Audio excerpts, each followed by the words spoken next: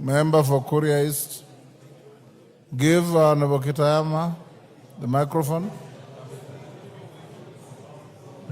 There you are. Thank you, Mr. Speaker. Mr. Speaker, the answer that I've just heard is a true misrepresentation of facts on the ground and a perpetuation of escapism that all governments have been doing around that area.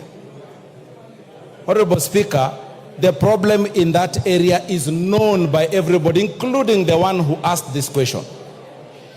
This problem must be traced from the 1660s, when the migration of people was happening in this country. And Honorable Speaker, the 2010 Constitution did give us instruments through constitutional bodies that would address historical land injustices. And that is why the National Land Commission was set up. Honorable Speaker, it is on record, even in this House, that as early as the time that the Laikipia migration was happening, back during the colonial days, that is when the resettlement that happened in Transmara Kuria border started causing these problems that are here. And everybody knows that. They are just playing to the gallery by escaping the facts.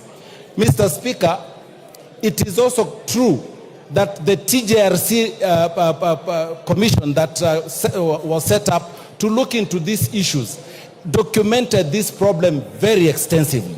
And even after the TJRC report, the National Land Commission has listened to the complaints of the people of Kuria and the complaints of the people from Kilgoris and the people of the Maasai in that area. So, Honorable Speaker, it is unfair for us to continue receiving answers that are not solving the problem.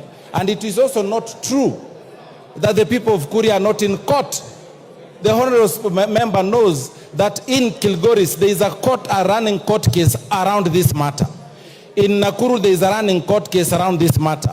He himself knows he has appeared before the National Land Commission and over this same matter. The National Land Commission is even continuously, is as we speak, reviewing this matter. So, Honorable Speaker, this answer is not helpful. It is not an answer that is meant to help the communities that are out there. And Honorable Speaker, there is no such thing as the Kuria having no rights there.